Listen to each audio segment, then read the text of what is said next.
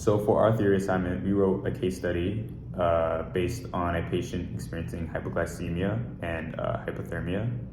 So the call details are, we're called for code 4 at 1 a.m. to Danforth GO Station for a 45-year-old male named Victor with a chief complaint of a decreased LOC. So for the scene assessment, upon arrival, a GO transit worker who is visibly anxious leads you to a man in the bus terminal laying on the ground left lateral. The worker describes that he did not notice this man earlier when he was making rounds previously 2 hours ago. The man is shivering while laying on the floor. You notice that the contents of the nearby garbage are scattered everywhere from what appears to be someone having rummaged through it. And you notice that this man has a glucose monitor on his hip. He's laying on the damp, snowy concrete of the train platform in a cold, open air environment in the month of December. There are no other environmental hazards or mechanisms of injury to make note of upon approach. So our general impression of the patient is that we have a man who appears to be in his mid-40s, laying on the ground, left lateral. He's not tracking us. There is minimal respiratory effort, but we can see some back rise and fall. His skin is pale, but his digits you can visualize to be purple and waxy. And the man is minimally shivering and his pants are wet. So the initial physical assessments we will conduct for this patient are an AVPU test, ABCs, and an RTS. We find he responds to painful stimulus, his airway is patent, and his breathing is shallow and regular with slow and weak radial and carotid pulses. The quick RTS will rule out any forms of trauma prior to our arrival. Then my partner will check vitals with a temp check and a blood glucose level test.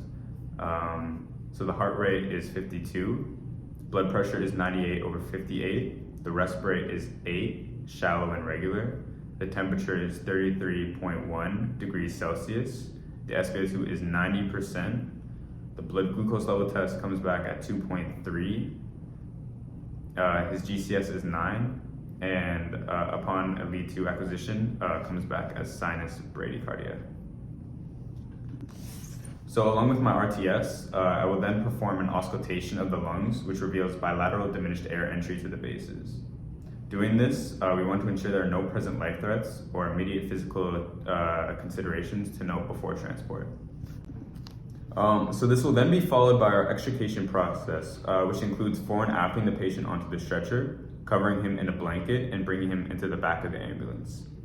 So after bringing him into the ambulance, some key signs and symptoms and pertinent physical assessments to look for after performing our primary survey will include recirculating vitals, full head to toe assessment, where we assess things like CSM with an emphasis on cap refill, mucous membranes, a pupil assessment, and re-auscultation of the lungs, as well as an assessment of the skin, where we look for things like discoloration, turgor, and signs of sweating.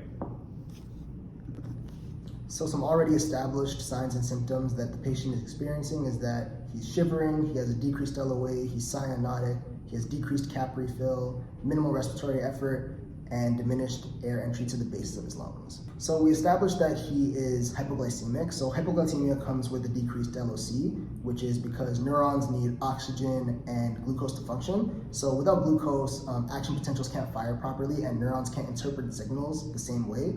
So when that's the case, a patient's level of awareness and level of consciousness will go down because their neurons aren't firing properly and they're not interpreting signals properly. Okay, so upon assessment, we found that the patient has a glucose monitor, which is a sign of high likelihood that he is a type 1 diabetic. So type 1 diabetics have an autoimmune deficiency or disorder that causes T cells in their body to attack beta cells, and beta cells are responsible for producing insulin. So without insulin, they don't have the ability, to process glucose. Without insulin, insulin receptors that are on the cells are not active.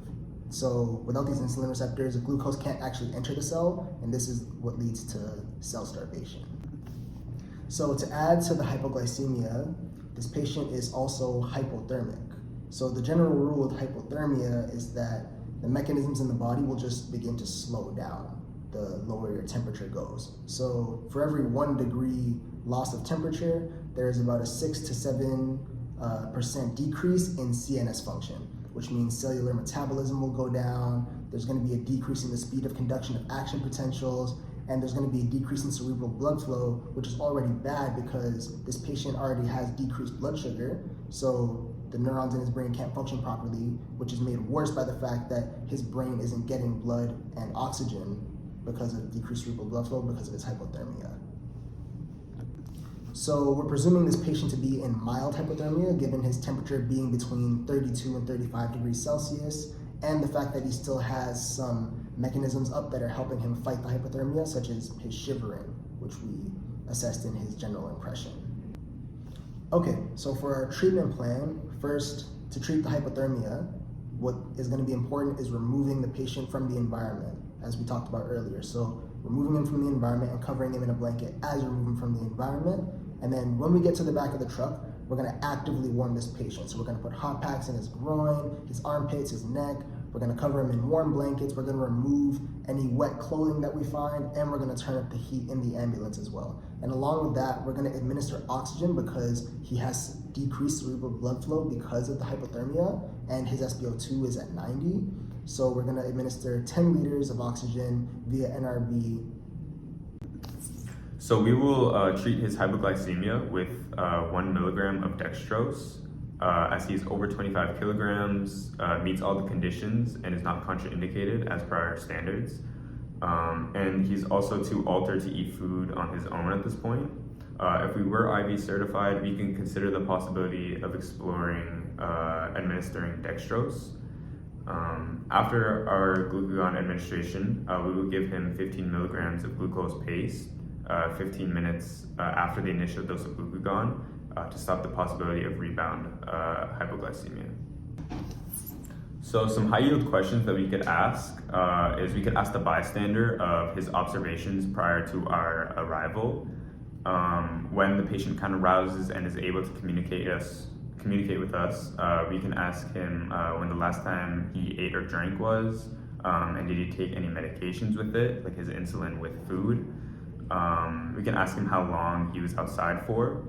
Does he have any past medical history? We can go through samples, so things like medications, allergies, and things like that. We can ask about OPQ-RST if he's experiencing any pain.